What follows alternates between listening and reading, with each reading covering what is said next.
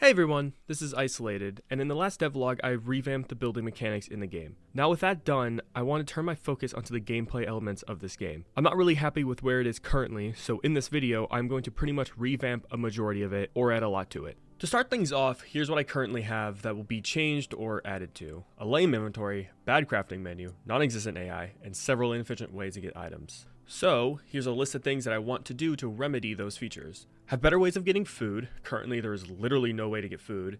More useful fabrication table, a way to actually get water, an item spawner and a creature spawner, simple creature AI, creatures that move, attack your base or you, and avoid you. And then at the end of all this, I want to have a friend playtest a game to figure out what else I might need to do. And then do the things he tells me to do. The first thing I decided to do was add some traps in. It is simply just a build that has a timer once it's completed that has a random chance, depending on how far the player is to the trap, to succeed and allows you to get meat from it. Then what I decided to do after that was tackle the fabrication table. The current table is just a rudimentary list with a poor way of communicating to the player what is needed / what you're making. So what I did first was delete the old stuff. I didn't need it and trying to salvage it was simply going to slow me down, so I deleted it. I thought it would be cool to have a widget in the world and that you interact with that, kind of like this, but that was way too hard, so I promptly scrapped the idea and stuck to what I knew. So I got the UI created and I started getting categories to display. Essentially, there will be different categories for different types of items. Currently, there's resources, which I have nothing in them right now, tools, and food. After I got the categories showing up, I got the recipes to show.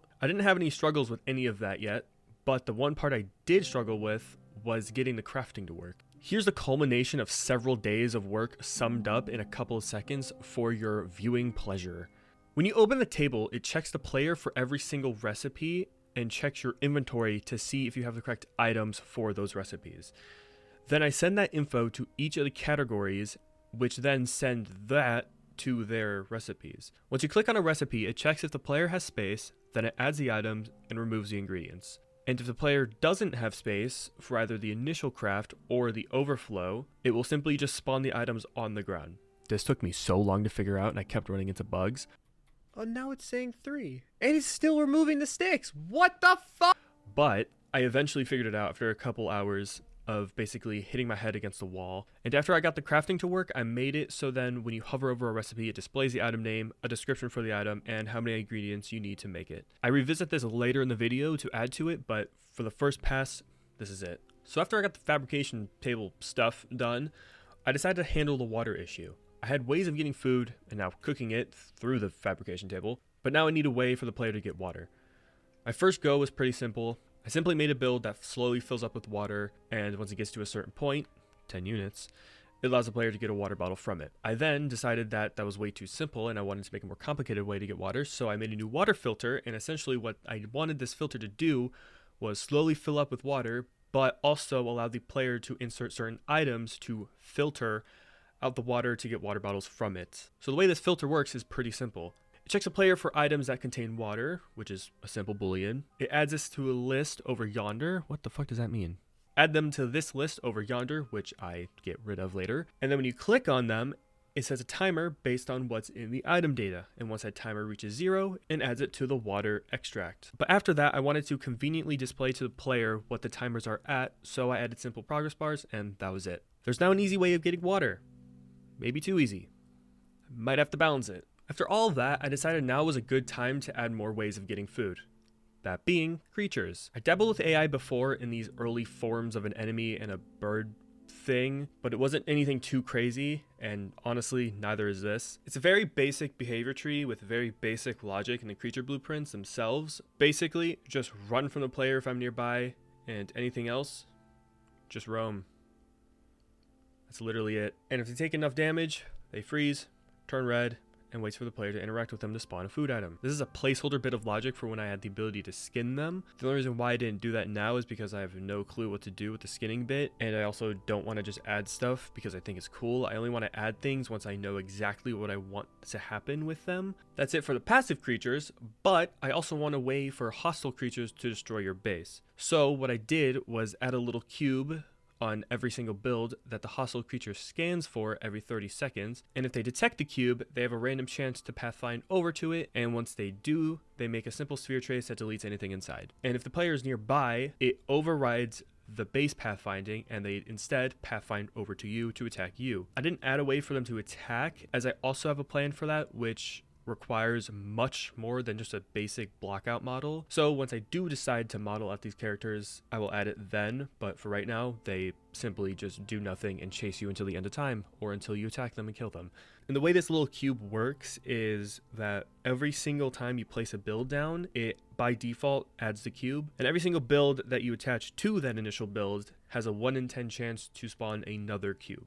Now that the creatures exist, I need a way for them to spawn in the map. My first attempt at this was to have a spawner that spawns a certain amount of the creature type and then stop spawning them until that creature dies, which it then spawns another. This is a stupid ass idea, I realized later, but fuck it, we ball for now. And at this point I revisit items and add a way for you to get medals, simply an ore deposit that you click 5 times and it spawns a random medal based on what it is. And now revisiting creature spawners, I'm telling this video in order of when I did stuff, so this is why I'm jumping around all over the place. I'm so sorry. But this is the point I realized the creature spawner sucks. So I made them spawn around the player instead, and then despawn once they leave a radius. Doing it this way, I thought I could have it be biome specific. This also sucks ass. I revisit this again later, but at this time I made the creature's loot and data driven through a data table, which does stay and is actually useful instead of everything else I've done with these creatures so far. After all that nonsense, I decided it was time to do what I was planning and dreading for a while now, the inventory revamp.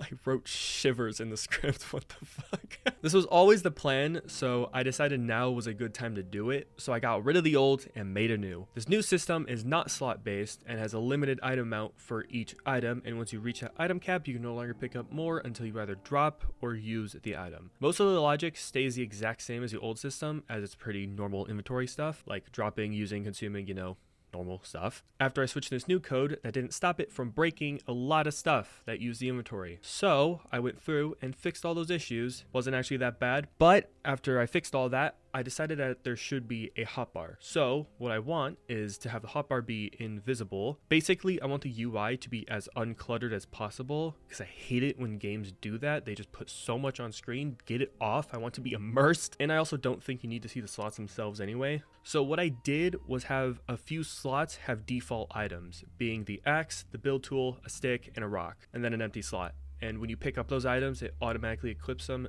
to those slots. And at this point, I didn't have a UI for the inventory, but once I do set that up, which I do in this video, you can hover over an item, press a number 1 through 5 on your keyboard, and it will set that item into that slot. I do this later because I was feeling really freaking bored with the inventory. I've been working on it for a few days at this point. Don't blame me, I have ADHD, I hate it here. So to fix my brain, I went back to the fabrication table, fixed a few bugs, and then I came back.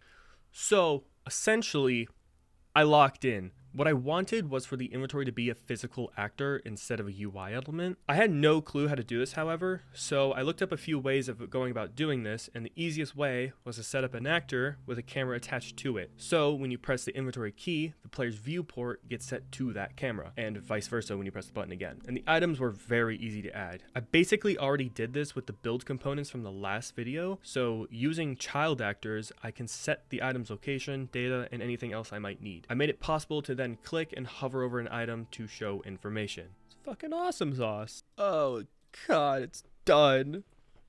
It's over. I did it. I did it all by myself. That's not true. I used hella Google, but it works. It works. It works. Okay, now what I gotta do is I just have to put slots for all these. Oh wait, I need to do hotbar stuff. No, I'm not done. It was at this point when I finally found the correct way to do both item spawning and creature spawning. After watching a video about Subnautica fish, yes, literally, I realized that I should have a box that has a random chance to spawn the items and creatures, so I did just that. Basically, once you overlap with the box, it runs a random integer 1 through 100, then checks if it's less than or equal to an integer set by me, and if successful, it then chooses a random item in an array of either creatures or items and spawns that selected item. Super simple. Cannot believe I didn't think of any of this myself. At this point, I was pretty content with what I had, so I sent the game off to a friend, and here is what happened. I'm not reading this. Where do you want me to go? Okay, I see my arms. And why do I run barefoot? What are these? There's no prompts for any sort of. What is this dirt? What is this?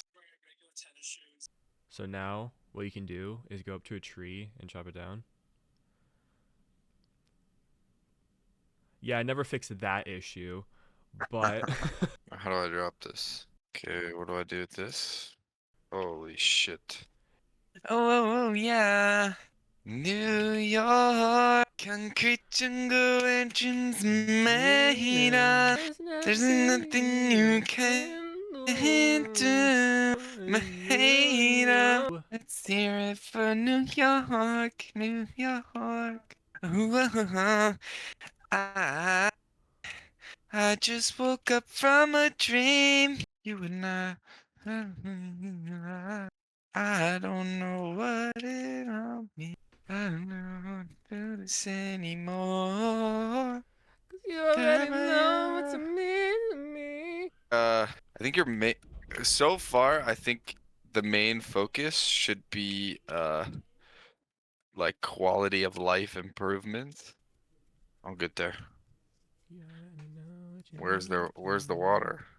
How do I eat the meat? What is that? Where do I get rocks? I thought this was a storage box. No, this is how you make your base. Log box. Oh, that's just because I named him really poorly. Can you not put them back or no? No, I haven't added that yet.